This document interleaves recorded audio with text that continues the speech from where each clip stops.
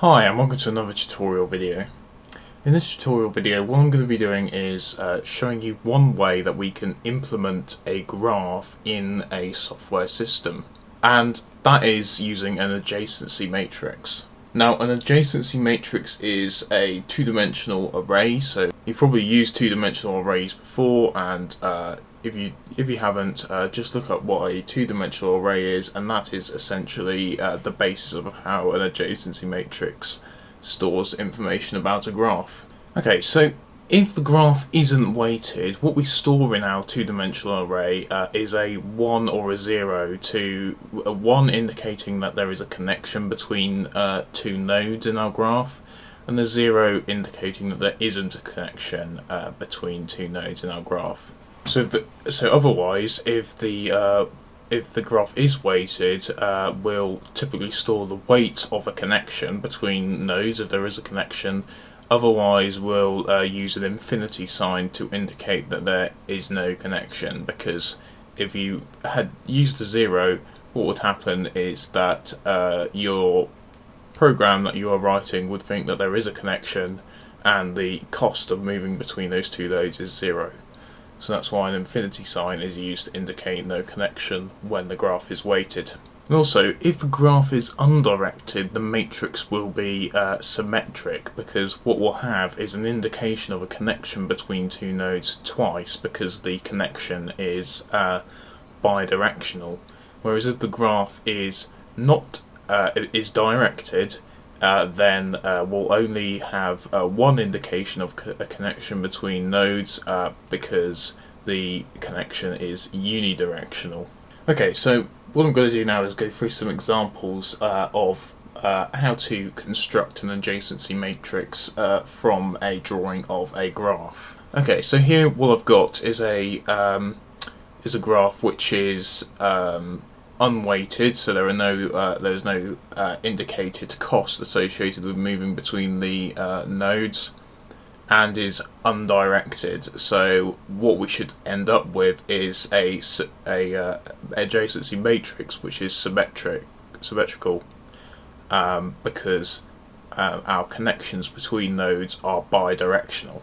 Okay, so here I've got my adjacency matrix which I'm going to fill in, and let's start from the first row. So this cell here in my adjacency matrix, we've got A and A. So what we do here is we put a 0 in here indicating no connection. What you can have in some graphs is a loop like that, and then there'll be a connection from A to A, but for the purposes of this tutorial we don't need to know about that. You usually indicate that in a different way, using a 2, for example, in an unweighted graph. So we've got a 0 because there's no connection between A and A.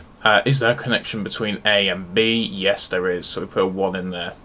Is there a connection between A and C? Yes, there is, so we put a 1 in there. And there's no connection between A and D, so we put a 0 in there. For the next row, is there a connection between A and B? Yes, there is. Is there a connection between B and B? No, there isn't. Is there a connection between B and C? No, there isn't. And is there a connection between B and D? Yes, there is. For the next row, is there a connection between A and C? Yes. B and C? No. C and C? No. And D and C? Yes.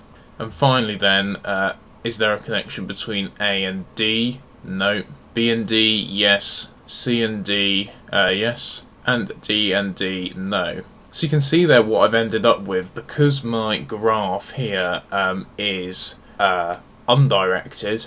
We've got a symmetric adjacency matrix, because we're indicating, for example, this connection here between A and B once here, and then also again here, because the connection between A and B is bidirectional. So if you're trying to draw an adjacency matrix, or construct an adjacency matrix for a graph which is undirected, you know that you should end up with a adjacency matrix which is symmetrical, and if you don't, then you know that something's gone wrong. Okay, so now what I've done is I've added some weights to my graph, and what I'm going to do now is show you how the adjacency matrix would be drawn for a weighted version of the same graph. So first of all, on this row here, is there a connection between A and A? No, so what we do is we draw an infinity sign. Next, is there a connection between A and B? Yes, and the cost for moving between A and B is 4, so we write in 4 there. Next, is there a connection between A and C? Yes, and the cost is 7, so we write it in there. And then, is there a connection between A and D? No, so we write an infinity sign in there.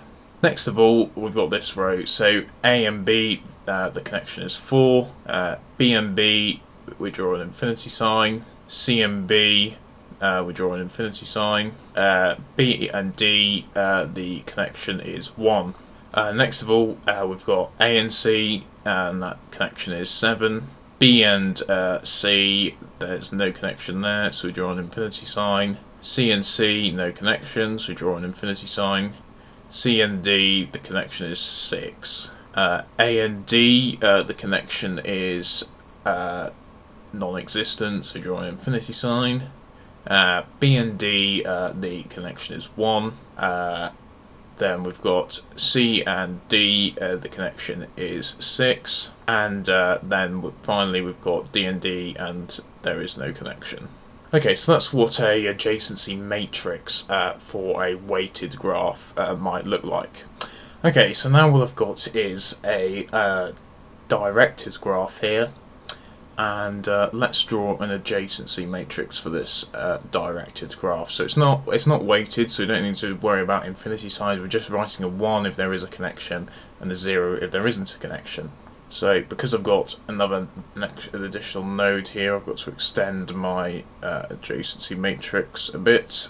Okay, and typically the convention will be to have this as the from side and this as the to side. And what I mean by that is when we're looking at a connection in a directed graph, and we're looking at this cell here, we're saying, is there a connection from A to A or from A to B? Okay, so let's begin to fill in this adjacency matrix then. So, is there a connection from A to A? Nope, so we put in a 0 there. From A to B? No. A to C? No. A to D? No. A to E? Yes, there is, so we put a 1 in there. And continuing on to the next row, B to A, no. B to B, no. B to C, no. B to D, no. And B to E, yes. And for these two rows, that's going to remain the same. And for E, there's going to be there isn't a connection from E to anywhere else. So we're just going to put a 0 in all of these cells in our table here in our adjacency matrix.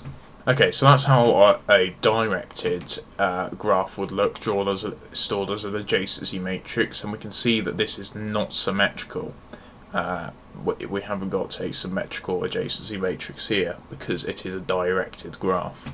If we were to make the graph undirected, like I have here, we would be able to insert into the adjacency matrix ones from E to A, E to B, E to C, and E to D, because these links have become bidirectional instead of unidirectional, and we can see now that that makes our adjacency matrix symmetrical, and that's because we've got a undirected graph.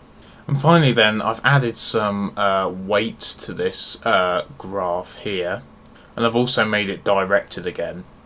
So there is a connection between A and E, and that's 4. There's a connection between B and E, and that's 2. There's a connection from C to E, and that's 6. There's a connection from D to E, and that's 7. And there are no other connections because the graph is directed. So you can see that's an example of a weighted and directed graph drawn as an adjacency matrix. Okay, so that brings me to the end of this tutorial video on how to construct an adjacency matrix from a graph. I hope you found it useful, and thanks for watching.